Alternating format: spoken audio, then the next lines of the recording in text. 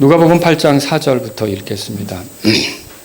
모든 도시에서 많은 사람들이 함께 모여 그분께 나오매 그분께서 비유로 말씀하시되 씨 뿌리는 자가 자기 씨를 뿌리러 나가서 뿌릴 때 더러는 길가에 떨어짐에 밟히고 공중의 날짐승들이 그것을 먹어버렸고 더러는 바위에 떨어짐에 싹을 냈다가 수분이 부족함으로 곧 시들어 버렸고 더러는 가시나무들 사이에 떨어짐에 가시나무들이 그것과 함께 돋아나 그것을 숨 막히게 하였고 다른 것은 좋은 땅에 떨어짐에 싹을 내서 100배의 열매를 맺었느니라 하시니라.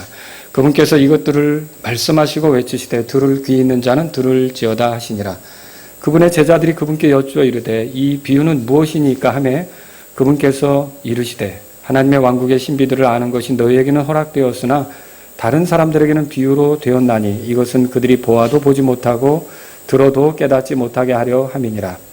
이제 그 비유는 이러하니라. 씨는 하나님의 말씀이요 길가에 있는 것들은 말씀을 듣지만 그때 마귀가 와서 그들의 마음에서 말씀을 빼앗아감으로 믿지 못하고 구원받지 못하는 자들이니라. 바위에 있는 것들은 들을 때 기쁨으로 말씀을 받아들이나 뿌리가 없어 잠시 믿다가 시험의 때 떨어져 나가는 자들이요 가시나무들 사이에 떨어진 것은 말씀을 듣고 나아가다가 이 세상 삶의 염려와 재물과 쾌락으로 숨이 막혀 완전함에 이르는 열매를 내지 못하는 자들이니라. 다 같이요. 그러나 좋은 땅에 있는 것은 말씀을 듣고 정직하고 선한 마음 속에 그것을 간직하여 인내로 열매를 내는 자들이니라. 아멘. 자, 오늘은 그 씨 뿌리는 자의 비유, 이런 제목으로 여러분에게 말씀을 드리겠습니다. 여러분이 누군가에게 복음을 전해 보신 적 있어요? 명절 때라든지, 이제 명절 때는 이제 집안 사람들에게 복음을 전하는 기회를 갖겠죠. 아니면 이제 학교에서 친구들에게라든지, 혹은 직장 동료와 모처럼 식사하면서 기회가 돼서 이렇게 복음을 전하는 시간을 가질 수 있다는 거죠.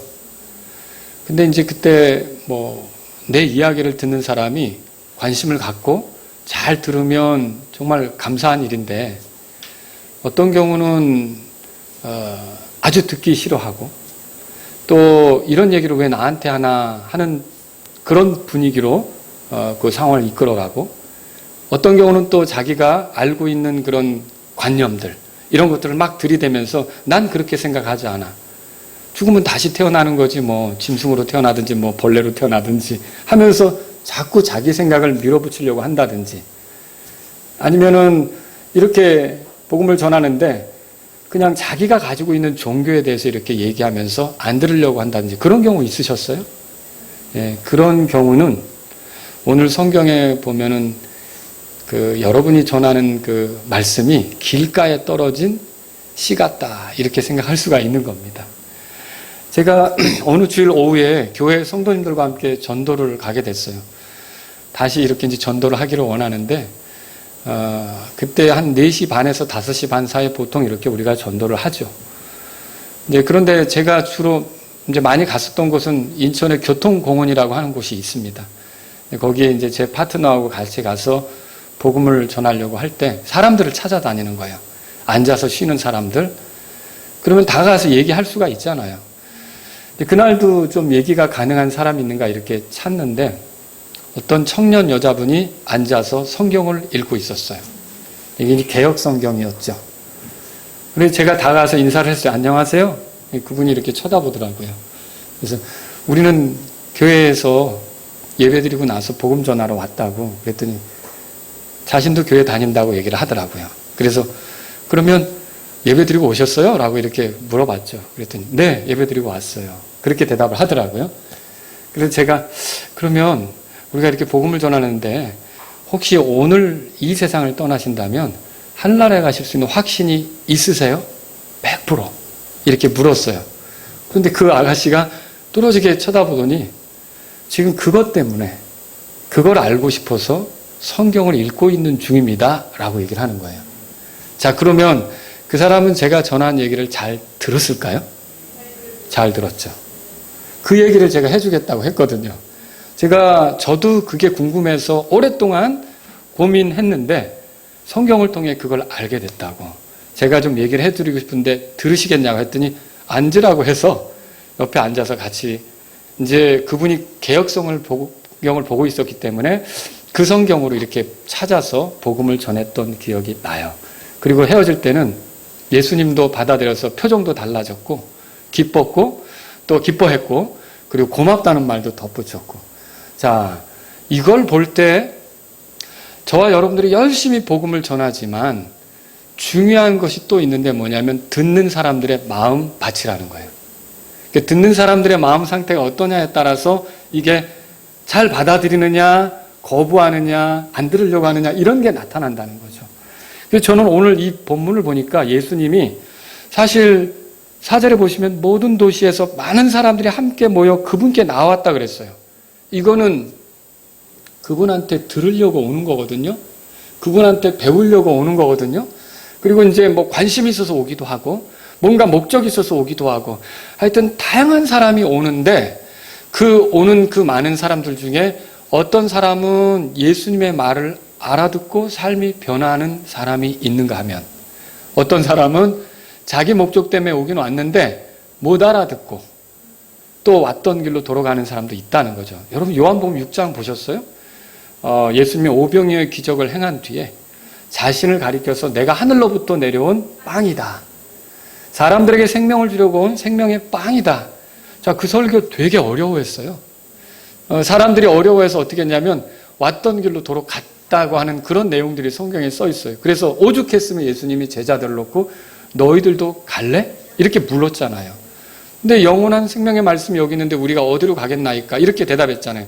그건 뭐냐면 주님의 말씀을 전할 때 그걸 잘 이해하는 사람들이 있고 받아들이는 사람이 있는가 하면 그게 무슨 말인지 못 알아듣고 어려워하고 힘들어하고 그것에 대해서 반응하지 못하고 이런 사람들도 있다는 거죠.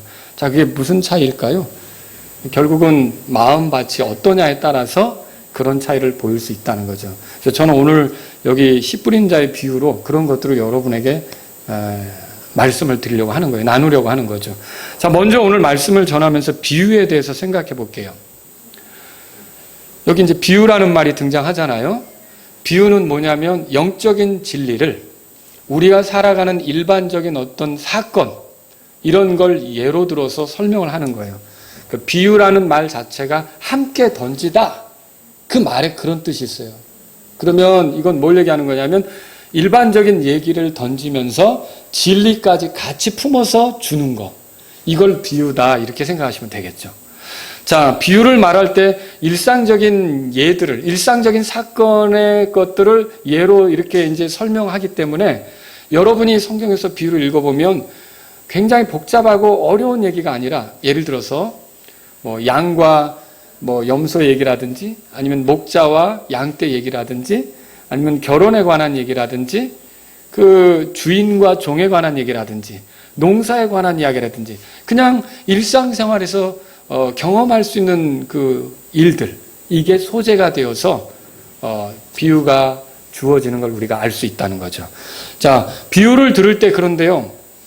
사람마다 다른 반응이 나오게 되는데 이걸 들을 때 배우려고 하는 마음이 있는 사람. 그러니까 교회도 억지로 끌려온 사람, 물론 하나님이 일하시면 그 사람도 사울처럼 바뀔 수 있다고 믿습니다. 그죠? 근데 대개는 듣기 싫어하고 귀 막으려고 하고 그냥 내가 왜 이걸 듣고 있어야 되지? 이렇게 하면 그 전해지는 말씀이 그 사람에게 효력을 나타낼까요? 그게 어렵죠. 어려워요. 우리가 데살로니가 전서 2장 같은 데 보면 말씀이라는 것은 믿음으로 받아들일 때 그 안에서 효력이 있다고 그랬거든요. 근데 이런 거부하는 마음으로 말씀을 대한다면 어떤 효력을 누리기가 어려운 거죠. 그래서 여러분과 제가 말씀을 들을 때 혹시 그런지 모르겠어요. 교회에 오면서 오늘은 어떤 말씀을 주실까?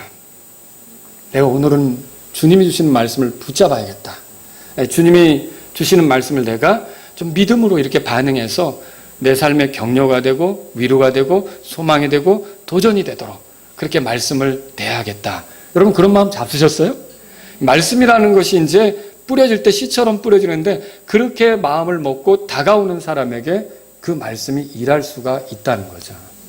그래서 말씀을 들을 때 이게 굉장히 자세가 중요하다. 그걸 알 수가 있어요. 자, 여기 그 예수님이 이렇게 비유로 말씀하시는 게 제자들이 알아듣지 못하게 하도록 하기 위해서 그렇게 하는 게 아니에요. 주님은 자신의 제자들이 깨닫기를 원하세요. 그런데 아침에도 말씀을 드렸지만 예수님께 오는 사람들이 굉장히 다양하거든요. 반드시 말씀을 들으려고 오거나 예수님을 통해 자기 문제를 정말로 해결받아야겠다라는 뜻으로 오거나 그게 아니라 그냥 어떤 분인지 호기심으로 올 수도 있고 재미삼아 올 수도 있고 다양하게 어떤 예수님에게 질문을 해서 어렵게 만들어가지고 책 잡으려고 올 수도 있고 다양하게 온단 말이에요. 근데 예수님은 그런 사람들은 예수님이 주시는 말씀을 들으면 못 알아듣게 만들려고 하시는 거예요. 왜냐하면 이게 그 진주 같은 진리를 거룩한 것을 개에게 주어서는 안 되는 거고 진주를 돼지에게 던지지 말라 그랬는데 이런 것들이 준비된 사람들 안에서 역사하기를 말씀이 능력이 나타나기를 원하신다는 거죠. 자, 그래서 마음이 얼마나 중요한지 말씀을 대하는 데 있어서 마음이 얼마나 중요한지 우리가 생각해 볼 필요가 있다는 것이죠. 자, 그런데 이 비유는요 혼동을 가져올 수도 있어요. 이 신천지 같은 데서는 모든 성경을 다 비유로 풀려고 하는데 그럼 그거 잘못입니다. 대답해 보세요. 성경에 비유만 있습니까? 그렇지 않습니다. 비유라고 제시된 부분이 있고요. 예를 들어 누가복음 16장에 나오는 부자와 나사로의 이야기는 비유입니까? 사실입니까? 사실이죠. 지역의 얘기는 비유가 아니에요. 그건 사실이에요. 한 부자가 있었다 그렇게 얘기가 되고 있단 말이에요. 실질적으로 부자가 있었다는 거고요. 거지가 있었다는 거를 모든 걸 꿰뚫어 보시는 예수님께서 말씀하신 거라는 거죠. 그러니까 다 비유가 아니에요. 시도 있는걸요. 시편 여러분 읽어보잖아요. 그죠? 그리고 논리적으로 전개되는 그런 말씀을 비유로 풀면 어렵거든요. 로마서를 비유로 푼다. 여러분 그거 큰 함정에 빠집니다. 그러니까 신천지처럼 성경 보면 큰일 납니다. 아시겠죠? 성경에는 모두가 비유가 아니고 사실적인 진술, 예언적인 진술, 비유 이런 것들이 골고루 다 섞여 있단 말이죠. 근데 여러분 비유를 대할 때도 조심해야 돼요. 왜 그러냐? 비유를 너무 꼼꼼히 막 세세하게 해석하려고 하면 함정에 걸립니다. 그러니까 비유라고 하는 거는 어떤 목적이 있어서 그걸 이해시키기 위해 준 거지 그냥 그거를 이거는 뭘까? 이거는 뭘까? 하나부터 열까지 다 세세하게 풀어 제끼게 예를 들어서 우리가 이 씨 뿌리는 자의 비유를 얘기하고 있지만 길가에 씨가 뿌려졌다. 자, 길가에 씨가 뿌려졌다. 그리고 길가 같은 마음을 가진 사람은 구원받은 사람이에요? 구원받지 못한 사람이에요? 구원받지 못한 사람이죠. 그건 어떻게 알 수 있어요? 예수님이 풀어줬으니까. 성경에 풀어주셨잖아요. 12절 다 같이 한번 읽어보겠습니다. 12절 길가에 있는 것들은 말씀을 듣지만 그때 마귀가 와서 그들의 마음에서 말씀을 빼앗아가므로 믿지 못하고 구원받지 못하는 자들이니라. 그러니까 길가에 뿌려졌다는 건 구원에 대해서 기대할 수가 없는 그런 마음밭이라는 거예요. 자, 그러면 여러분 좋은 땅에 떨어졌다는 것은 구원받았을까요? 구원받지 못했을까요? 구원받았죠. 열매가 나왔는데. 자, 15절 우리 같이 읽겠습니다. 15절 시작. 그러나 좋은 땅에 있는 것은 말씀을 듣고 정직하고 선한 마음 속에 그것을 간직하여 인내로 열매를 내는 자들이니라 그랬어요. 이게 좋은 땅에 떨어졌다는 것은 구원받은 사람이 맞죠. 열매까지 나왔는데 열매로 그들을 입증할 수 있다 그랬잖아요. 근데 이제 여기서 그 바위에 떨어진 씨, 그러니까 바위 그런 마음, 그 다음에 가시나무 사이에 떨어진 씨, 그런 가시나무 사이 같은 그런 것은 구원받았을까요? 구원받지 못했을까요? 자, 이거는 논쟁이 계속되고 있는 거예요. 저도 이 논쟁에 참여한 적이 있었고요. 그런데 이 비유에서 중요한 것은 이렇게 생각해 보세요. 그러면 주님은 길가가 아니더라도 바위 위에 떨어진 씨 같은 사람을 만족스럽게 생각할 것인가? 주님은 길가가 아닌 것만도 다행이야. 그냥 가시나무 사이에 떨어진 그 씨 같은 그런 마음이어도 괜찮아. 주님이 그렇게 하실 건가? 주님이 지금 여기서 원하는 건 뭘까요? 어떤 밭이 되어야 되는 거예요? 네 가지 중에서? 좋은 땅이 되어야 되는 거죠. 이게 사실은 핵심이에요. 그러니까 모든 걸 구원에다가 맞추려고 할 게 아니라 주님이 지금 뭘 원하시는지를 생각해 봐야 돼요. 하나님의 말씀을 들을 때, 예수님의 가르침을 받을 때 우리의 마음 상태가 가시나무 사이에 있는 것 같은 그런 마음, 돌짝밭 혹은 바위에 있는 것 같은 그런 마음이 아니라 좋은 땅이 되기를 원한다. 이게 핵심이에요. 그러니까 이거를 만약에 세세하게 풀려면 그 핵심은 놓치고 얘가 구원받았냐? 얘는 구원받지 못했냐? 이거 가지고 시간을 보낼 수가 있는 거죠. 여러분, 이 비유의 핵심은 말씀을 듣는 자세가 좋아야 된다 그거예요. 아시겠죠? 그러니까 비유를 풀 때 여러분들이 막 일일이 세세하게 그걸 풀려고 하다 보면 정말 중요한 포인트를 놓칠 수가 있다는 것이죠. 자, 그러면 여기서 비유로 말씀하시는데 4절 우리 한 번 더 읽어볼까요? 4절 시작. 모든 도시에서 많은 사람들이 함께 모여 그분께 나오매 그분께서 비유로 말씀하시되. 모든 사람이 함께 나왔다는 것은, 모든 도시에서 그렇게 나왔다는 것은 예수님에 대한 관심이 증대되고 있다는 뜻이에요. 누구나 예수님을 보고 싶어하고 만나고 싶어하고 알고 싶어하고 이렇게 오는 거죠. 그런데 이렇게 많은 사람들이 예수님께 오는데 다 그들이 예수님을 만나려고 하는 그런 그 목적 있잖아요. 그런 어떤 예수님을 만나겠다라고 하는 그 뜻, 이런 것들이 다 사람마다 다르다는 거예요. 어떤 사람은 오늘 아침에 여러분 그 회당의 치리자 야이로 들으셨죠? 이 야이로처럼 정말 절박한 심정으로 오는 사람이 있어요. 그런 사람이 구원받는다 그랬죠? 그런 사람이 주님이 함께 가시는 사람이 된다 그랬죠? 그러나 어떤 사람은 흥미가 있어서, 그리고 도대체 어떤 분인가? 그런 호기심으로, 아니면은 또 어떤 사람은 예수님에게 무슨 흠이나 있을까 책 잡으려고, 다양한 사람들이 이렇게 예수님에게 온단 말이에요. 그래서 예수님은 그렇게 많은 사람들이 오지만 다 예수님을 경험하고 열매를 내는 건 아니고, 이 말씀을 듣고 좋은 땅과 같은 사람, 그런 사람만 정말 열매를 낼 수 있다는 걸 가르쳐주고 싶은 거죠. 예수님 옆에 있었다, 예수님 가까이 있었다, 예수님하고 친하게 지냈다, 이게 중요한 게 아니라는 걸 여기서 가르쳐주려고 하는 거죠. 자, 거기 8절에 보시죠. 다 같이 읽겠습니다. 다른 것은 좋은 땅에 떨어짐에 싹을 내서 100배의 열매를 맺었느니라 하시니라. 그분께서 이것들을 말씀하시고 외치시되 들을 귀 있는 자는 들을지어다 하시니라. 들을 귀 있는 자는 들을지어다. 자, 귀 없으신 분 손 들어보세요. 다 들을 귀 있죠? 다 들을 귀가 있어요. 근데 왜 새삼스럽게 예수님이 들을 귀 있는 자는 들을지어다 이렇게 말씀하실까요? 사실 다 들어야 되는 게 맞는데 듣지 못하는 일이 생기는 거예요. 그러니까 이 듣는 귀는, 또 주님의 말씀을 들을 수 있는 귀는 따로 있다는 것이죠. 그래서 같이 들어도 듣지 못하는 일이 생기는 거예요. 그 밑에 보세요. 여기 10절 다 같이 읽겠습니다. 그분께서 이르시되 하나님의 왕국의 신비를 아는 것이 너에게는 허락되었으나 다른 사람들에게는 비유로 되었나니 이것은 그들이 보아도 보지 못하고 들어도 깨닫지 못하게 하려 함이니. 들어도 깨닫지 못하는 사람이 있다 그랬잖아요. 그 들을 귀가 없는 거라는 거죠. 주님은 들을 귀 있는 자가 들어라. 그럼 무슨 뜻입니까? 들었다면 그대로 있을 게 아니라 그런 방식으로 살아서 열매를 내라 그거죠. 그러니까 들을 귀는 따로 있다는 거예요. 그리고 들을 귀가 어떤 거냐면 4가지 밭이 있다면 그 중에 좋은 땅에 해당하는 그 마음밭이 들을 귀를 가진 마음밭이다. 이렇게 말할 수가 있는 거죠. 자, 이 예수님이 제자들에게 예수님 앞에 모인 사람들에게 이렇게 비유로 이렇게 말씀하셨는데, 여기서 제자들은요, 9절 한번 보겠습니다. 9절 다 같이 읽겠습니다. 그분의 제자들이 그분께 여쭈어 이르되 이 비유는 무엇이니까 그랬어요. 자, 그러면 여기 그분의 제자들은 12사도만이 아니라 그분에게서 배우려고 따라다니는 모든 사람들을 가리키는 거예요. 근데 이때 이 사람들이 이 비유의 의미를 알고 싶었던 거죠. 이때 예수님께서 그 사람들에게 비유의 의미를 풀어주시게 된 거예요.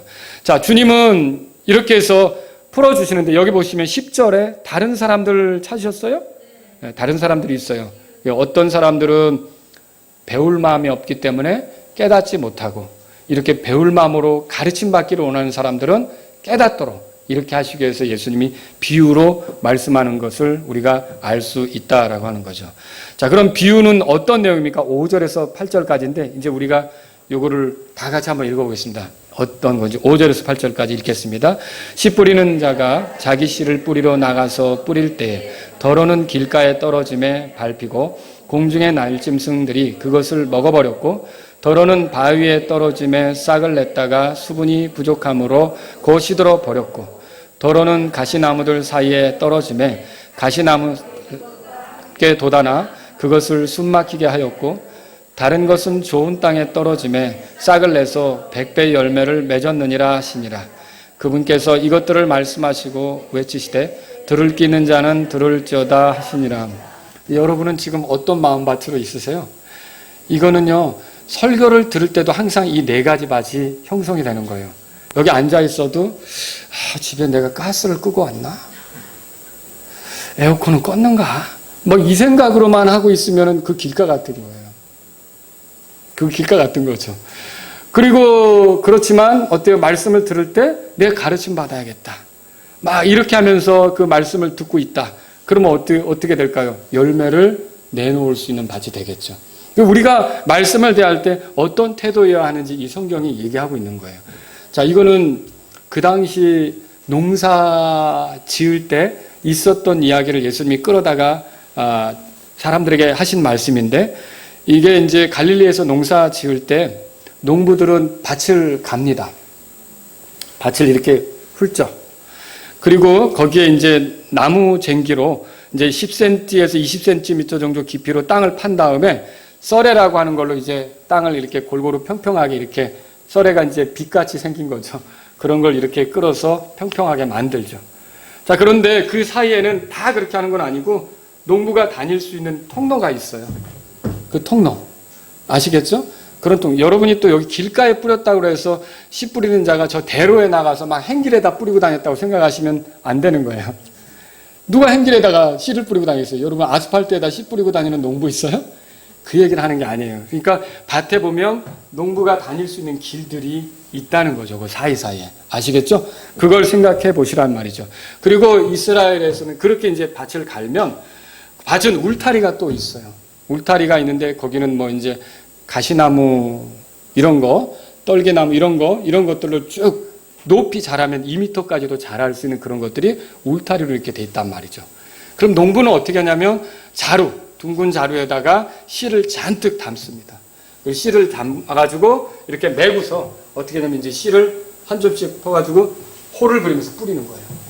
이렇게 뿌리면서 다니는 거죠. 자, 그럼 그 씨는 잘 나가면 그 잘 고른 땅 있잖아요. 거기에 떨어지기도 하고 어떤 것들은 농부가 지금 다니고 있지 않습니까? 그 다니는 길가에도 떨어지는 거예요.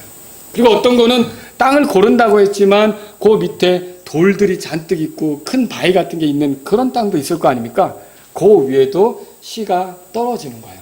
그리고 또 너무 멀리 날아간 건 어떻게까지 날아갈까요? 그 울타리에 해당하는 가시나무 사이에도 이 씨가 떨어지겠죠. 이해하겠죠? 지금 그거를 예수님께서 말씀하고 있다 이렇게 보시면 되는 겁니다. 자, 그런데 지금 그러니까 처음부터 얘기하죠. 길가에 떨어진 건 어때요? 다니다 보면 밟히겠죠. 밟히면은 으깨지거나 상할 수가 있고 그렇지 않고 이게 판판한 땅이니까 새들은 또 눈이 좋아요. 그래서 이렇게 날아다니다 거기에 씨가 있으면 어떻게 해요? 그걸 이제 와서 주워 먹겠죠. 그러면 그거는 열매를 기대할 수 있습니까? 전혀 기대할 수가 없는 거예요. 그게 길가다 이렇게 말한 거죠. 그리고 또 바위 위에 떨어졌다는 건 뭐예요? 분명히 흙이에요. 그래서 거기다 뿌렸는데 얘가 내려가다가 밑에서 돌을 만난 거죠. 그런 땅도 있겠죠. 그러면 그게 뿌리를 계속 내리고 갈 수 있겠습니까? 그렇지 못하고 이제 뜨거운 열기에 터져버리고 시들어버리는 일이 생기겠죠. 또 가시나무 사이에 떨어진 건 어떨까요? 걔는 좀 자라는 것 같은데 영양분은 가시나무가 다 뺏어가니까 얘는 이제 숨이 막혀서 자랄 수가 없는 그냥 사장돼 버린 죽어버리는 그런 것이 되겠죠. 좋은 땅에 떨어진 건요. 왜 그거야? 여기 성경에 보니까 100배의 열매를 맺느니라 그랬어요. 그러니까 농부는 이렇게 씨를 뿌리면서 그렇게 손실이 생기기도 하지만 어쨌든 100배의 열매를 내놓는 그 좋은 밭에 있는 씨 있잖아요. 거기서 나올 것을 기대하고 씨를 뿌리는 거다. 이렇게 보시면 되는 거죠. 아시겠죠? 자, 그런데 예수님께서 이 비유에 대해서 해석해 주셨어요. 너무 쉽게 해석해 주셨어요. 그러니까 여러분이 이걸 어렵게 생각할 필요가 없어요. 11절에 읽겠습니다. 11절. 다 같이 읽습니다. 이제 그 비유는 이러하니라. 씨는 하나님의 말씀이요. 그러니까 씨가 뭐라고요? 예, 하나님의 말씀이에요. 그래서 이게 하나님 말씀은 우리가 진리라고도 하고 하나님 말씀은 우리가 복음 그렇게도 얘기해요. 그래서 베드로전서 1장에 보면 우리가 다시 태어나는 것이 썩지 아니할 씨에서 된 거다 그랬어요. 베드로도 이걸 들은 적이 있기 때문에 말씀을 표현하면서 씨로 말씀을 표현했던 일이 있었던 거죠.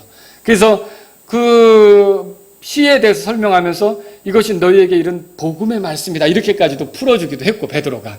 그래서 씨는 뭐예요? 그러니까 말씀이라는 거죠. 하나님 말씀. 그럼 여러분이 친구들에게 복음을 전한다. 이럴 때 씨를 뿌리는 일을 하는 거예요. 직장 동료에게 복음을 전한다. 지금 씨를 뿌리는 일을 하는 거예요. 그리고 집안이 명절 때 모였는데 가족들에게 말씀을 전한다. 복음을 전한다. 뭐 하는 거예요 지금? 씨를 뿌리는 일을 하는 거죠. 저도 지금 여러분에게 뭐 하는 거예요? 씨를 뿌리는 일을 하고 있는 거예요. 우리가 거리전도 나가서 예수님에 대해서 전하는 건 그 예수님의 말씀을 선포하는 건 뭐예요? 그러니까 씨를 뿌리는 것과 같은 거죠. 자, 그러면 여기서 이제 두 번째로 생각해 볼게요. 씨 뿌리는 자는 누구냐? 그러면 뭐 당연히 씨 뿌리는 자는 말씀을 전하는 자가 되겠죠. 1차적으로 예수님이 말씀을 전하는 분이셨잖아요. 많은 사람들이 예수님에게 와서 들었지만 예수님을 대하는 마음이 어떠냐에 따라서 그 말씀의 효력이 그들에게 미치든지 미치지 않든지 그렇게 되겠죠. 자, 여기서 예수님을 말하기도 하고 복음을 전하는 전도자, 설교자, 그리고 이웃에게 복음을 전하는 모든 성도들, 여러분도 그러니까 씨 뿌리는 자가 될 수 있습니까? 네, 여러분도 씨 뿌리는 자가 될 수 있죠. 농사 짓고 계신가요?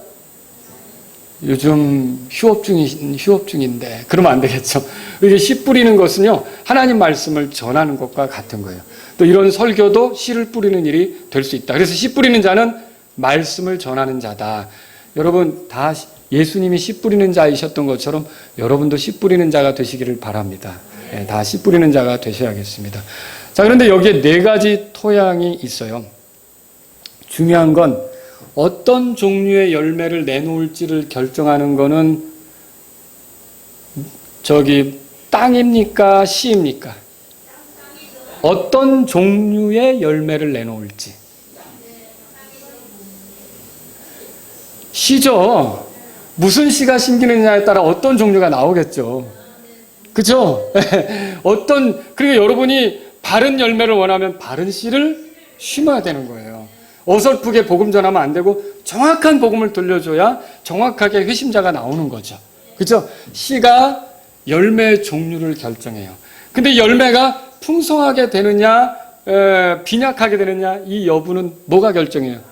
땅이 결정하는 거예요. 땅이 결정하는 거예요. 그걸 우리가 그래서 이 땅을 살펴보자라고 하는 거죠.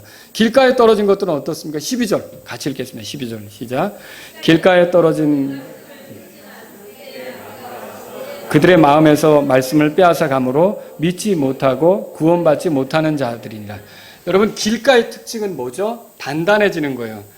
길이라는 건 사람이 다니기 시작하면서 땅이 굳어지면서 딱딱해지면서 길이 되는 거예요. 그렇지 않습니까? 자, 그러면 이건 뭘 보여주고 있습니까? 자, 이미 마음이 굳어질 대로 굳어진 거예요. 뭘로 굳어졌어요? 이 사람, 저 사람 다니면서 밟고 다니라고 그게 굳어진 것처럼 이런 얘기, 저런 얘기, 이런 철학, 저런 철학 이런 걸 들어서 자기 나름대로의 고정관념으로 마음이 단단해진 거예요. 그런 사람이 그걸 뒤집어 엎어야 되는데 그걸 꽉 가지고 있다면 단단한 길바닥 같아서 하나님 말씀이 들어가요? 안 들어가요? 안 들어간다는 거죠. 그래서 어떻게 되면 그 말씀을 전해도 듣기는 듣지만 씨를 새가 날아와서 쪼아먹는 것처럼 이 새는 또 때때로 마귀의 그런 어떤 그 모형으로 이렇게 사용되거든요. 결국 하나님 말씀이 그 안에 들어가지 못하도록 마귀가 가로채버린 것과 같은 꼴이 되는 거죠. 그러니까 길가에 떨어진 그런 상태로 그 씨를 받은 마음밭은 구원을 받겠어요? 못 받겠어요? 변화가 있겠어요? 변화가 없겠어요? 전혀 변화가 없게 된다라고 하는 거죠. 그러니까 여러분이 말씀을 들을 때, 성경을 대할 때, 이거 내 생각에는 안 맞는 것 같은데, 이렇게 여러분이 성경을 대하게 되면 성경으로부터 오는 유익을 얻을 수는 없게 되는 거죠. 그러나 보세요. 자, 보세요. 야이로가, 오늘 아침 야이로 얘기를 했으니까, 야이로가 이제 12의 혈루증을 앓던 여인과의 사건이 끝나고 집으로 막 가려고 하는데, 집에서 어떤 사람이 와서, 딸 죽었어. 선생님 괴롭히지 말고 오시지 말라 그래요. 그러면 여러분, 그때 야이로가 인간적인 상식으로 죽었으면 끝났다고 생각하고 더 아무것도 못하는 그런 상황이라고 생각하고 절망할 수 있잖아요. 근데 예수님이 두려워하지 말고 믿기만 하라 그랬잖아요. 자, 근데 말씀은 두려워하지 말고 믿기만 하라 그랬지만 그 집에 가니까 슬피 울면서 비웃는 사람들이 있었잖아요. 그런 사람들처럼 야이로도 뭘 믿어 믿기는 끝났는데. 이럴 수도 있다는 거죠. 그렇지 않습니까?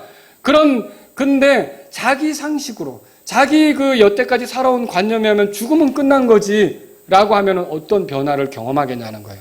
근데 야이로는 그런 밭이 아니에요. 그러니까 이미 뒤집어 엎어진 밭과 같기 때문에 어떤 거예요? 주님의 권능을 보게 된 거죠. 여러분, 그래 오늘날 이렇게 길가같이 마음이 세상 철학으로 어디서부터 주워 들은 것으로 단단히 굳어진 사람은 하나님 말씀을 통해서 열매를 내놓을 수가 없게 되는 거죠. 그 사람에게 필요한 건 뭘까요? 갈아엎어지는 거죠. 갈아엎어지는 거예요. 마음이 낮아지고 이렇게 엎어지는 거죠. 자기 생각이 없어지고 그저 매달리려고 하는 그런 마음이 돼야 되는 거죠. 누구에게 매달려요? 하나님 말씀에. 주님께 매달리려고 하는 그런 마음이 돼야만 그 사람에게 변화가 나타난다는 거죠. 자, 바위 위에 떨어진 것들은 어떤 걸까요? 13절 다 같이 읽겠습니다. 바위에 있는 것들은 들을 때 기쁨으로 말씀을 받아들이나 뿌리가 없어 잠시 믿다가 시험의 때 떨어져 나가는 자들이요. 자, 이분들은 말씀을 들으면서 좋은 말이네 라고 얘기할 수도 있어요. 혹은 뭐 교회로 말하면 설교 듣고 은혜 받았다라고 저한테 와서 얘기할 수도 있어요. 근데 그 당시에는 믿음으로 받은 것 같아요. 그러나 그 말씀에 계속 믿음을 두지 못하는 거예요. 그 말씀에 계속 신뢰를 두지 못하는 거예요. 그래서 어떻게 하냐면 이게 말하자면 이제 이 사람이 그렇게 함으로써 열매를 맺지 못하는 결말에 이르게 되는 거죠. 이거예요. 씨가 심겼는데 뿌리를 내리는 것 같다가 돌을 만나니까 더 못 내려가는 거예요. 여러분, 우리는 그런 경우들을 대할 때가 있다는 거죠. 들을 때는 잠깐 좋아했던 것 같은데 전혀 열매를 내놓지 못하고 어려운 문제가 생기면 거기서 말씀으로 나아가지 못하는 거예요. 어려운 문제가 생기면 말씀을 활용해서 적용해야 되잖아요. 근데 그게 안 되는 거예요. 이런 사람들이 있다라고 하는 거죠. 여기서 보면 바위에 떨어졌다고 했는데 이거는 잠시 믿다가 그 시험의 때 떨어져 나가는 자들이 그랬죠. 여기 떨어진다는 말은 철수, 이탈, 또 그만둠, 떠남 그런 의미가 있어요. 그러니까 믿는 거는 같았는데 잠깐 믿었던 것이죠. 그래서 저는 그 이스라엘 백성들 중에 많은 사람들이 그런 함정에 빠지지 않았는가. 만나를 대할 때 처음엔 맛있다고 그랬어요. 이게 뭐냐? 좋아했어요. 근데 나중에 시간이 흐르면서 어떻게 대하죠? 박한 식물이다. 이것만 먹어야 되냐? 막 이렇게 항의 쪽으로 나오는 걸 보잖아요. 자, 만나가 변한 거예요? 사람들의 마음이 변한 거예요? 사람들의 마음이 변한 거예요. 만나는 똑같아요. 어떻게 보면 하나님 말씀의 씨라는 건 똑같은 씨가 뿌려지는 거예요. 그런데 어느 때 사람의 마음이 변하는 거예요. 상황에 의해서, 어려울 때. 그래서 결국은 열매를 못 내놓는 거죠. 이런 사람들이 역시 그 바위에 떨어진 씨 같은 거죠. 여러분이 상황이 어려워도 일관되게 그 말씀에 믿음을 두면서 뿌리를 내리면 그 말씀에서 어떤 말씀의 권능을 경험할 줄로 믿으시기 바랍니다.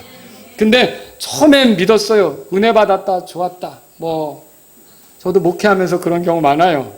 문자까지 보내가지고 그날 설교는 오늘 목사님의 말씀을 어디서 듣겠습니까? 은혜로 왔습니다. 그래서 그런데 그 똑같은 말씀이 다른 때는 이 사람에게 안 들리는 거죠. 너무나 힘든 것들, 너무나 세상적인 것들 안 들리는 거죠. 믿음으로 계속 뿌리를 내리는 겁니까? 그렇지 않다는 거죠. 열매가 있겠어요? 열매가 없는 거죠. 여러분 여기 세 번째로 보세요. 가시나무들 사이에 떨어진 것들이 있어요. 우리 14절 읽겠습니다. 시작. 사이에 떨어진 것은 말씀을 듣고 나아가다가 이 세상의 삶의 재물과 쾌락으로 숨이 막혀 완전함에 이르는 열매를 내지 못하는 자들이니라 그랬어요. 자, 이건 뭡니까? 말씀을 듣고 그대로 움직이는 것 같지만 이게 예배당 문을 나가면서부터 세상 쾌락이 더 좋은 거예요. 그러니까 나의 삶의 현장에서는 말씀을 가지고 와서 적용을 못하는 거예요. 그러니까 내가 세상에 재미있는 것들을 쫓아가느라고 말씀을 내게 적용을 못 시키는 거죠. 그러면 가시나무 사이에 떨어진 씨 같은 거예요. 열매를 얻을 수 있습니까?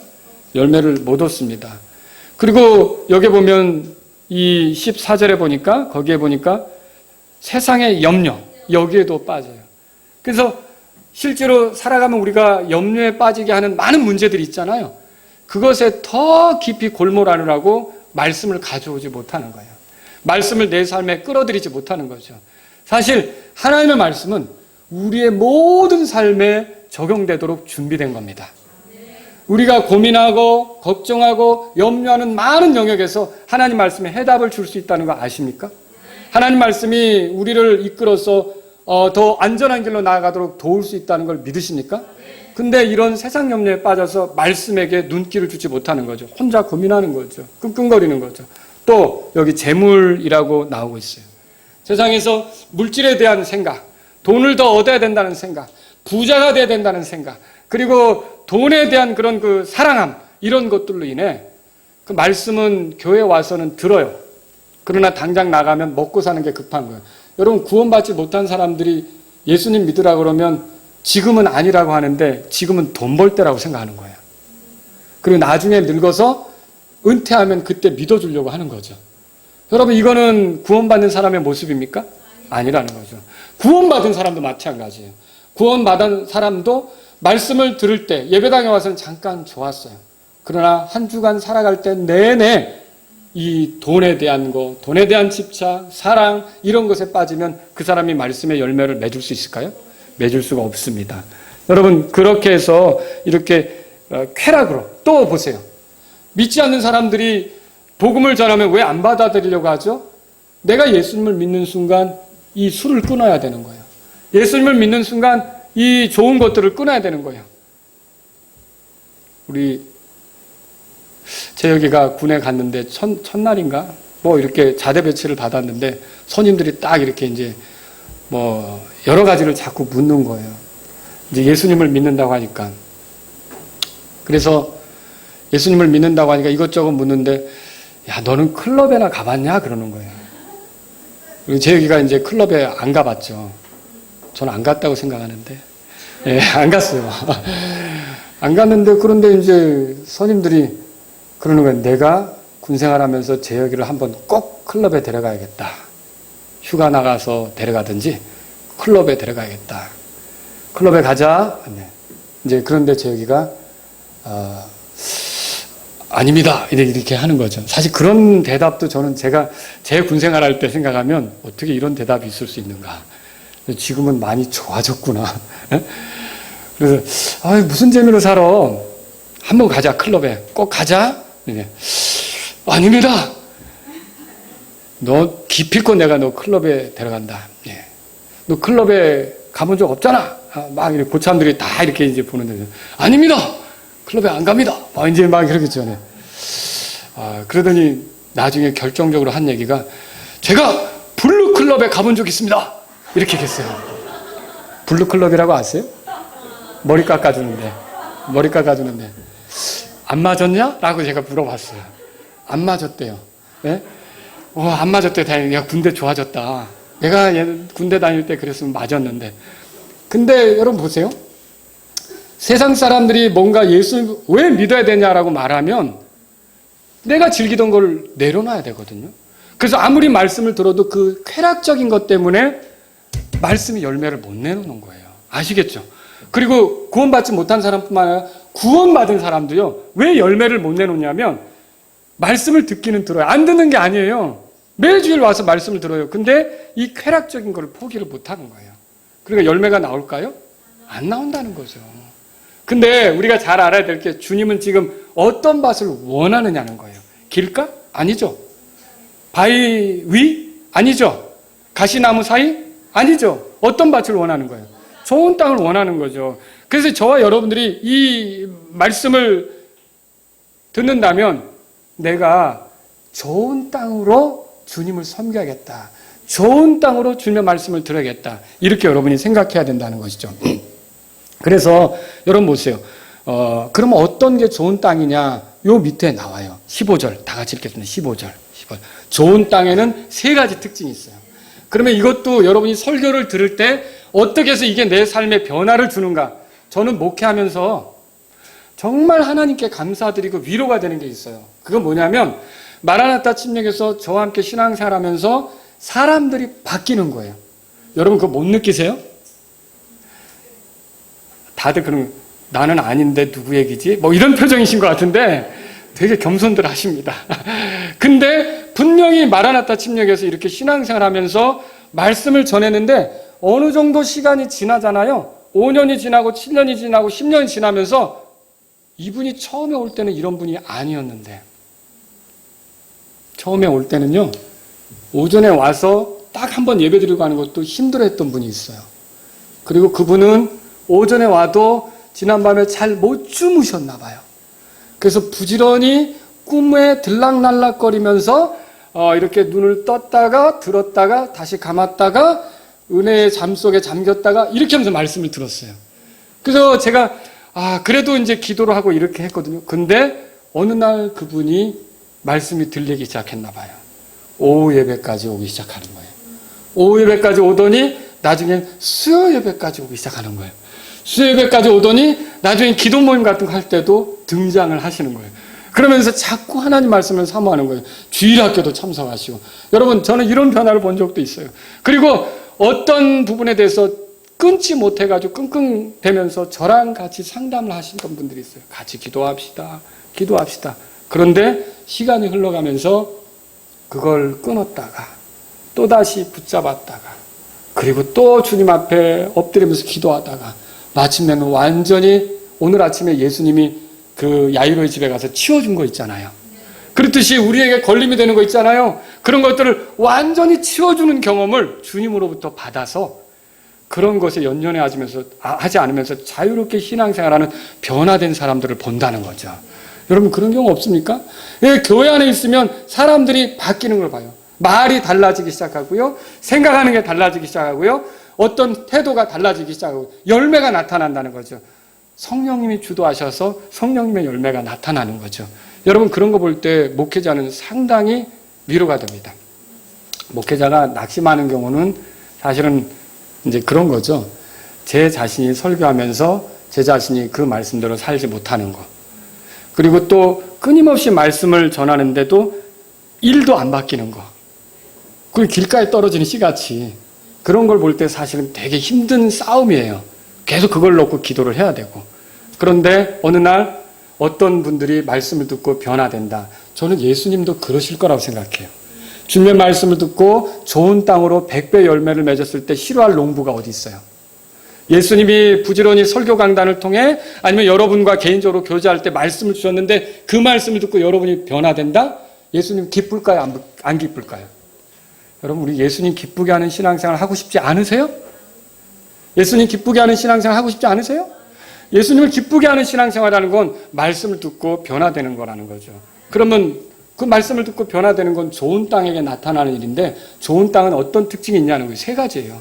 첫 번째 보세요. 15절 우리 다 같이 읽겠습니다. 그러나 좋은 땅에 있는 것은 말씀을 듣고 정직하고 선한 마음 속에 그것을 간직하여 인내로 열매를 내는 자들이라 그랬어요. 첫 번째가 뭐냐면 말씀 앞에 정직합니다. 이게 설교를 들으면 남 얘기로만 생각하면 여러분이 은혜를 누릴 수가 없습니다. 내 얘기가 설교로 나와야 되는 거예요. 내 얘기로 나를 건드려 줘야 되는 거예요. 이 설교로, 매 시간의 설교로 나의 문제는 건들지 말고 저 사람의 문제만 건드려 달라고 하면 여러분은 변화되지 않습니다. 근데 정직하게 말씀 앞에 서서 내 문제를 건드려 달라고 하면서 말씀을 듣기 시작할 때, 그리고 말씀을 듣다가 이게 내 죄였구나, 이게 내가 주님 앞에 옳지 않은 거였구나, 이게 나의 문제였구나 라는 걸 깨달을 때 주님, 내가 잘못했습니다라고 정직하게 말씀을 대할 때 그 사람의 삶에서 변화가 나오는 거예요. 근데 말씀을 들어도 다른 것에 이유를 대고 나는 안 그런 것처럼 얘기하고 이게 왜 나한테 이런 이 일이 지적이 돼야 되는지 말씀으로 와야 되고 이렇게 하면 그 사람 변화될까요? 절대로 변화되지 않습니다. 예를 들어보죠. 당신이 구원받는데 당신이 노력하는 것은 다 무용지물입니다. 맞아요? 틀려요? 맞죠? 하나님 말씀에는 은혜로 구원된다고 그랬어요. 당신의 수고를 멈추세요. 당신의 수고는 헛된 거예요. 라고 할 때 내가 이렇게 열심히 하는데 내 자존심이 상하는 거예요. 그래서 그 말을 닫기 시작하는 거죠. 자, 그 사람 안에 구원이 일어날까요? 안 일어나는 거죠. 내가 이렇게 열심히 한 것이 꽝이라고? 좀 자존심은 상하죠. 그럼 내가 어떻게 해야 됩니까? 은혜로 된다네? 그러면 제가 그 은혜를 누리기를 원합니다. 여러분, 그 사람에게 말씀이 효력 있게 일할까요? 일하죠. 이렇게 자기 자존심을 세우겠다고 말씀에 저항하면 열매는 나오지 않는 거예요. 또 여러분, 우리가 무엇으로 말씀을 가르침 받더니 사무엘이 사울에게 가서 이게 무슨 소리냐? 아말렉 족속을 진멸하라고 그랬는데 이게 무슨 소리냐? 여러분, 짐승 때, 가축 때 우는 소리 들으셨죠? 양 때. 그러면 왜 이렇게 했습니까? 라고 하면 다윗이 죄를 지적받을 때는 어떻게 했어요? 자, 핑계 댔어요? 내가 주께 죄를 지었습니다. 자백했잖아요. 그게 말씀을 정직하게 대하는 태도예요. 자, 그런데 남에 대해서 막 이렇게, 자, 어떤 부자가 있었는데 가축대도 많았는데 친구가 오니까 이 이웃집에 그 하나밖에 없는 양을 잡아다가 그 양으로 요리해서 줬다더라. 대언자가 그렇게 얘기했어요. 다윗이 그거 듣고 어떻게 했죠? 그런 거는 죽어야 돼 그랬어요. 그런 건 죽어야 돼 그랬어요. 누구 얘기예요? 자기 얘기죠. 근데 왕이 그 사람입니다라고 대언자가 얘기하니까 무엇마다 감히 나한테 그런 얘기를 하다니 이랬어요? 어떤 대언자는 왕한테 맞은 대언자도 있어요. 아시죠? 왕한테 맞은 대언자도 있어요. 아마사에게 그렇게 하지 말라고 얘기했다. 아마사가 대언자를 때리고 가뒀어요. 그런 사람은 하나님 말씀 앞에 정직한 겁니까? 아니라는 거죠. 다윗은 정직했어요. 사울이 그 죄를 지적받았을 때 어떻게 했어요? 아주 이리저리 핑계대죠. 나 이거 하나님께 바치려고 좋은 것을 남겨둔 겁니다. 하나님은 순종을 원하십니다. 그렇게 했잖아요.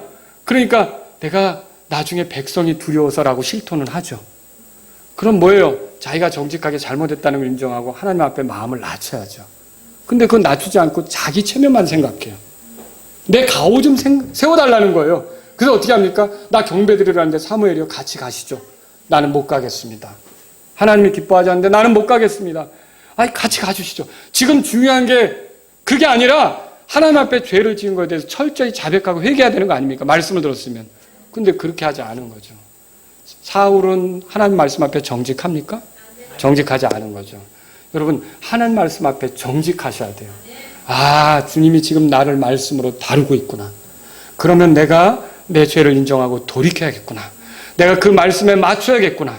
제발 목사님이 나에게 맞추어서 어떤 말씀을 조작하는 게 아니라 내가 말씀에 맞추어 내가 변화돼야겠다. 여러분, 그렇게 생각하셔야 돼요. 사실 설교자들의 고충을 아십니까? 성도들의 형편을 다 알게 되면 설교 말씀을 전할 때마다 고민이 많이 돼요. 혹시 이거 듣고 누가 걸리면 어떻게 하나? 우리 성도들 중에 술 마시는 분이 있으면은 이거 오늘 내가 술 설교, 이거 성경에 나오기 때문에 해야 되는데 그거 또 걸리면 어떻게 하나? 설교 듣고 나서 목사님이 나 지대로 찍었어. 이렇게 하면서 저 힘들어 하시면 어떻게 하나? 사실 기도가 많이 되거든요. 근데 여러분, 무슨 말씀을 듣든지 내 문제에 대해서 다뤄줄 때 정직한 게 열매를 내놓는 길이라는 거예요. 두 번째는 뭡니까? 여기 15절에 보세요. 여기 그거를 선한 마음 속에 그것을 간직한다고 되어 있어요. 그러니까 이거 무시하지 않는 거예요. 이거 남이야기로 던져버리지 않는 거죠. 자신의 마음에 간직하는 거죠. 여러분, 이거 보세요. 설교를 듣고 예배당을 나가는 순간 여기서는 아멘 했어요. 초청회도 응해서 나와서 기도했을지도 몰라요. 제가 설교 끝나면 여러분 이럴 분들 기도하세요 하잖아요. 여러분이 기도할 때 주님, 내가 오늘 이 말씀을 들었으니까 그 말씀대로 살겠습니다 라고 했잖아요. 근데 예배당에 딱 문을 나가면서 말씀을 마음에 간직한 게 아니라 후 하고 날려버리는 거예요. 그날 저녁부터 가서 친구들과 만나가지고 말씀이 여기 안에 있다면 어떻게 할까요? 뭔가 할 때마다 그 말씀을 가지고 꺼내겠죠. 내가 간직하고 있는 그 말씀을 꺼내서 죄의 유혹을 이기려고 하겠죠. 근데 그 말씀을 버린 거예요. 시편 119편 보세요. 시편 119편. 그래서 우리의 삶에 변화가 있으려면 우리가 이 말씀을 이게 간직해야 되는 거예요. 선한 마음으로. 자, 119편 9절부터 11절까지 여러분 읽어보겠습니다. 시작. 청년이 무엇으로 자기 길을 깨끗하게 하리까? 주의 말씀에 따라 자기 길을 조심함으로 하리. 이게 주의 말씀이 우리를 깨끗한 삶으로 인도하는 거예요. 그 다음 구절 읽겠습니다. 내가 온 마음으로 주를 찾아 싸우니 내가 주의 명령들에서 떠나 방황하지 않게 하소서. 여러분, 그리스도인지만 방황하는 삶을 살 수도 있는 거예요. 방황은 믿지 않는 사람들의 모습이어야 하는데 그리스도인도 방황할 수가 있는 거죠. 주의 말씀에서 떠나. 여러분, 주의 말씀에서 떠나면 방황하는 건데 말씀에서 떠나면 안 되는 거예요. 그 말씀을 내 마음에 간직해야 되는 거죠. 그 다음 구절 다 같이 읽겠습니다. 시작. 내가 주께 죄를 짓지 아니하려고 주의 말씀을 내 마음속에 숨겼나이다. 자, 말씀을 듣고 아멘 했지만 예배당을 나가는 순간 차에 타면서 말씀을 안 탔어요. 운전하고 룰루랄라 가는 거죠. 그러면 어떻게 해요? 그 사람은 시험이 오거나 유혹이 오거나 그러면 그냥 거기에 말씀으로 반응하는 게 아니라 세상적으로, 육신적으로 반응할 수밖에 없는 거예요. 그러나 그 말씀도 같이 탔어요. 그리고 막 가는데 아내가 나를 승을 돋구네? 막 열받게 하네? 그런데 말씀이 내 안에 있었다 그러면 어떻게 할까요? 성령님으로 반응하죠. 성령님으로 반응하죠. 그러면 어떻게 할까요? 아내가 오히려 감화를 받겠죠. 우리 그런 적 있었는데 라는 표정도 여러분, 그래서 말씀을 간직해야 되는 거예요. 근데 말씀을 그냥 털어버리면 들을 때뿐이라면 절대 열매가 나오지 않습니다. 사람들이 왜 구원받지 못하냐면 그 말씀을 들으면 저도 그래서 제가 구원받은 걸 얘기해드리면요. 그 목사님을 목요일 저녁마다 만났어요. 2-3시간씩 성경을 공부했어요. 저에게 복음을 전해주신 목사님, 침례교 목사님. 근데 처음에 듣고 제가 그런 것들을 성경책에 그분이 찾아주는 것들을 줄 그어놨어요. 그리고 집에 와서 그걸 다시 찾아보면서 읽어본 거예요. 그렇게 한 3주를 목요일마다 만났던 거예요. 그리고서 그 말씀을 계속 생각을 하게 된 거예요. 그러니까 그 말씀을 내가 그 목사님 집에서 나오면서 던져버렸다면 어려웠겠죠. 근데 그걸 집에 와서도 또 생각해 보는 거예요. 그리고 3주 동안 그 목사님 만나면서 생각하는데 심지어는 버스 안에서도 생각을 한 거예요. 이게 예수님이 다 끝내셨다는데 히브리서 10장 18절에 이것들을 사면하셨은즉 다시는 죄들을 위하여 헌물을 드릴 필요가 없다는데 그러면 죄에 대한 값은 다 치러져서 다시 제사를 드릴 필요가 없단 말인가? 말씀을 계속 생각했어요. 근데 가만히 생각하면 하나님, 그러면요, 이 죄는요? 내가 어머니 아버지께 불순종하면서 살아온 이런 죄는요? 이것들을 사면하신 곳에는 다시 죄들을 위해 헌물을 드릴 필요 없다. 하나님, 그러면 이거는요? 나 이 죄 때문에 사실 굉장히 힘들거든요. 이것들을 사면하신 곳에는 다시 죄들을 위해 헌물을 드릴 필요가 없다. 히브리서 10장 18절 아시죠? 그 말씀을 계속 곱씹는데 그만 저는 거기서 예수님이 다 끝내셨군요. 내가 할 건 아무것도 없군요. 그런데도 모르고 내 힘으로 하려고 쩔쩔매고 이렇게 다니다니 거기서 내 인생이 차 안에서 버스 안에서 아무도 모르게 나 혼자 창밖을 보면서 울고 있는데 아무도 모르게 다른 사람은 내가 왜 그런지 모르겠죠. 하나님, 나 이제 살아야 될 이유를 찾았어요. 하나님, 나 이제 뭘 전해야 될지 알겠어요. 하나님, 이렇게 나를 위해서 놀라운 일을 해주셔서 감사합니다. 여러분, 말씀을 이렇게 곱씹다가 제 인생이 변화된 거죠. 여러분과 제가 알아야 될 게 있어요. 사람이 변화되는 건 말씀을 들을 때뿐이면 소용없습니다. 근데 말씀을 이제는 정직한 마음으로 받고 선한 마음으로 간직해야 돼요. 그 말씀대로 간직해야 돼요. 여러분, 그렇게 하세요. 오늘부터 예배당 문을 나가는 순간 말씀 여기다 놓고 가지 마세요. 성경책 놓고 간 거 찾아드릴게요. 우리 찬주 우리처럼 지갑 놓고 간 거 찾아드릴게요. 근데 말씀은 놓고 가지 마세요. 제발 여러분이 들은 말씀도 같이 가져가시기를 바랍니다. 세 번째로 뭐가 있습니까? 15절에 보세요. 인내로 열매를 내는 자들이라 그랬어요. 여기 중요한 게 인내예요. 여기 인내는 막연한 기다림이 아닙니다. 누군가 약속을 했어요. 그러면 그 약속은 반드시 지켜질 거예요. 자, 농부가 가을을 기다립니다. 추수 때를 기다리는 거죠. 여러분 대답해 보세요. 우리가 사는 동안 가을은 한 번 안 온 적이 있습니다. 봄 오고 여름 오더니 겨울로 뛰어버린 적이 있습니다. 그런 적 있어요? 없어요? 없죠. 가을은 반드시 왔어요. 농부가 기다리는 게 그거예요. 그것처럼요, 우리는요, 하나님 말씀대로 했을 때 하나님 말씀의 능력이 나타나서 반드시 하나님의 능력이 주는 열매를 보게 될 거라는 기대를 가지고 참고 가는 것이 인내예요. 그 말씀대로 이루어질 걸 믿으면서 가는 게 인내라는 거죠. 이거 될까? 여러분, 요즘에 일기예보 안 맞는 게 얼마나 많아요. 예? 일기예보 안 맞을 때 있잖아요. 지금 인내라는 건 될 수도 있고 안 될 수도 있는 일에 대해서 기대하라는 말이 아니에요. 반드시 그대로 될 것에 대해서 참고 기다리라는 거예요. 그러니까 하나님 말씀대로 하면 하나님 말씀의 권능이 나타납니까? 두려워하지 말고 믿기만 하라. 알았습니다, 주님 하고 야이로가 따라갔을 때 놀라운 일이 나타났습니까? 나타났죠. 이거는요, 그렇게 인내하는 거는요, 하나님 말씀에 대한 신뢰를 가지고 그대로 할 때 내 삶이 바뀌어지고 내 삶이 달라지고 내 삶에서 거룩한 생활이 나타나고 내 삶을 통해서 하나님이 영광 받으신다라고 믿으면서 가는 거예요. 그러니까 우리가 이렇게 할 때 열매라는 게 나타난다는 거죠. 여러분, 오늘 갈라디아서 6장 9절에 보면 이렇게 써 있어요. 우리가 잘 행하는 가운데 지치지 말지니 우리가 기진하지 아니하면 정하신 때에 거두리라. 믿으십니까? 또 야고보서 5장 7절에 그러므로 형제들아 주께서 오실 때까지 인내하라. 보라, 농부가 땅에서 나는 귀한 열매를 바라고 이른 비와 늦은 비를 받을 때까지 오랫동안 그것을 위해 인내하느니라. 제가 우리 어머니께 이제 동생을 좀 갖고 싶다고, 여동생하고 둘이 살 때 동생을 좀 낳아달라고, 그리고 이제 왜 그랬는지 초등학교 때인지 버개를 딱 이렇게 아버지 어머니 붙여놓고서 잤어요. 다음날 아침에 애기라고 찾았어요. 저는 아빠 엄마가 이렇게 같이 사랑하고 자면 그 다음날 애기가 나오는 줄 알았죠. 애기는 얼마나 있어야 나옵니까? 오래 있어야 나오는 거죠. 여러분, 그거예요. 농부가 씨를 심었을 때 바로 그 다음날 열매가 나옵니까? 그렇지 않다는 거죠. 시간이 필요한 거예요. 여러분과 저는 하나님의 말씀대로 해야 되는 거예요. 하나님 말씀대로 시간을 보내다 보면 능력을 경험하는 거예요. 하나님 말씀대로 하다 보면 변화가 나타나는 거예요. 하나님 말씀대로 하다 보면 열매가 나타나는 거예요. 시간이 필요한 거죠. 여러분은 인내로 말씀대로 가는 게 필요하다는 거예요. 사실 말씀대로 못하도록 흔드는 게 많아요. 오늘 아침 야유로 들으셨잖아요. 죽었어요.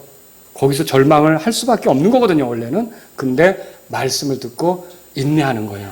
주님을 따라가다 보면 결과를 볼 거다. 인내하는 거죠. 저와 여러분들이 그렇게 할 때 결국 열매를 맺게 된다는 말이죠.